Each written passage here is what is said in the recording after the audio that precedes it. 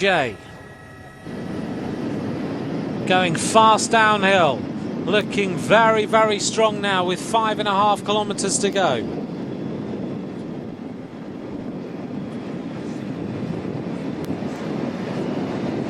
Fantastic attack from this rider.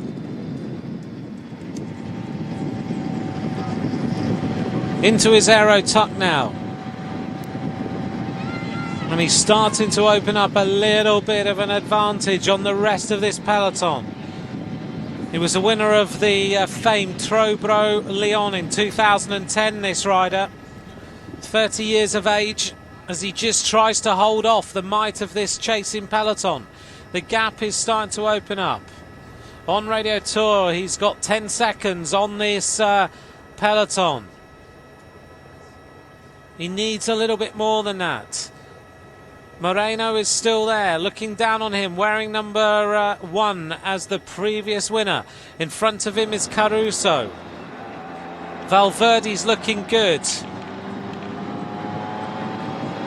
And Perito Rodriguez has done some good work today, as now Lotto Belisol arrive. They have got a lot of riders here. Jeremy Waugh, 8 seconds the advantage for the Frenchman. Second on a stage of Paris-Nice back in 2009. Second on a stage of the Tour de France in 2008.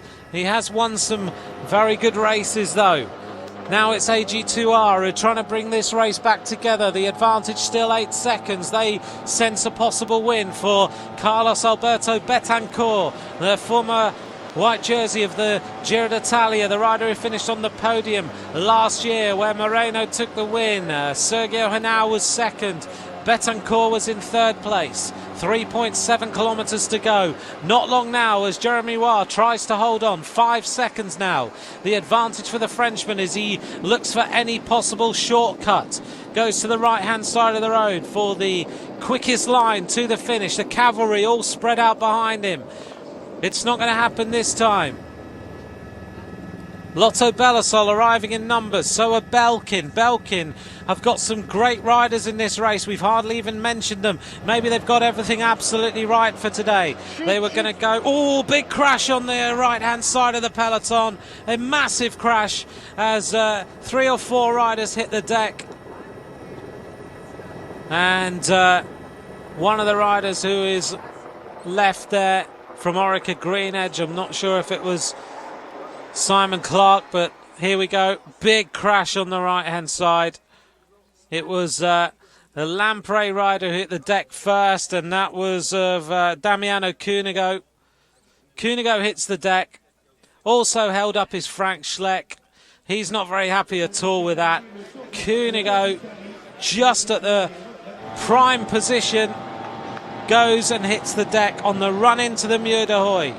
Schleck is also held up and he looked disgusted with that. It might have been Albacini, I'm not entirely sure as to... Didn't get a good glimpse of the Orica Green Edge rider who was on the deck as well.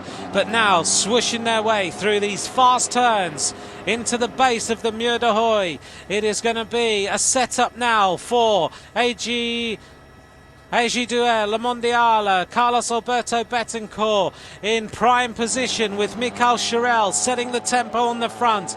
Lotto Belisol with many riders also here, moving up on the wheels. Here comes really high tempo now.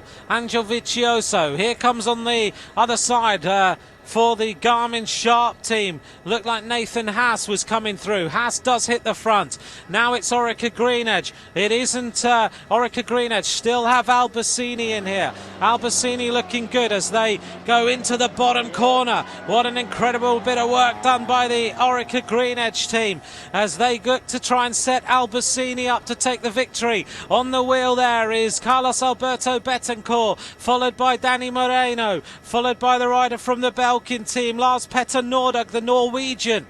So it's going to be an absolutely thrilling run into the finish as we see Cameron Meyer, the Australian, who has set a relentless pace. Now Valverde arrives. 1 kilometre to go now. We're going to see the run into the finish. Gilbert wearing number 91. He's a little bit further back as Vincenzo Nibali gets onto the wheel of Gilbert. Here comes the arrival now of Dan Martin at the front. And the tempo really now is increased. And it's Romain Bardet who goes on the attack now. Romain Bardet of AG Duel, La Mondiala, puts it into a little gear. Now he's going to thrust the throttle a little bit more as he tries to go away. This will take the pressure off Carlos Alberto Betancourt, but many people said that Romain Bardet may be a possible winner of today's race. It is now down to Gianpaolo Caruso. He's going to try and chase down Romain Bardet, who's still looking good on the climb. Behind them is Valverde. Valverde on the wheel.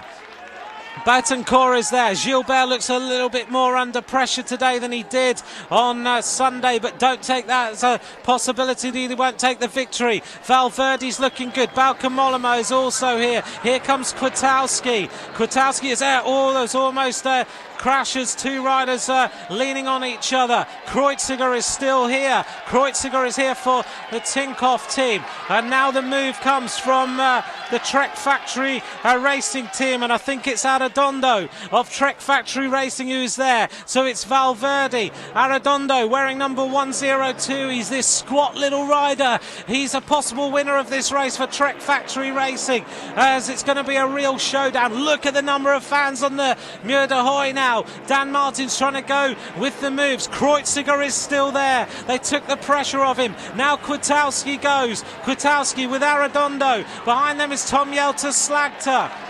Bauke Mollema, Roman Kreuziger, Vincenzo Nibali, Dan Martin. Kwiatkowski now goes on the attack. The Polish champion thrusts forward. Here comes Dan Martin. Martin is going with the acceleration of Kwiatkowski. It's going to be a real showdown as they go past the Union flags. Martin's going after Kwiatkowski now. Dan Martin getting onto the wheel now of Kwiatkowski. Here comes Valverde. Valverde's looking for the acceleration. We've got 100 metres to go to the line. Alejandro Valverde and Dan Martin sprinting their way to the top of the Muur de Hooi. Valverde is going for the victory now. Alejandro Valverde, the winner of this race in 2006. He's hardly been off the podium this year. Valverde wins. Dan Martin of Garmin Sharp is in second place. Kwiatkowski in third. Mollema in fourth. Slagter in fifth.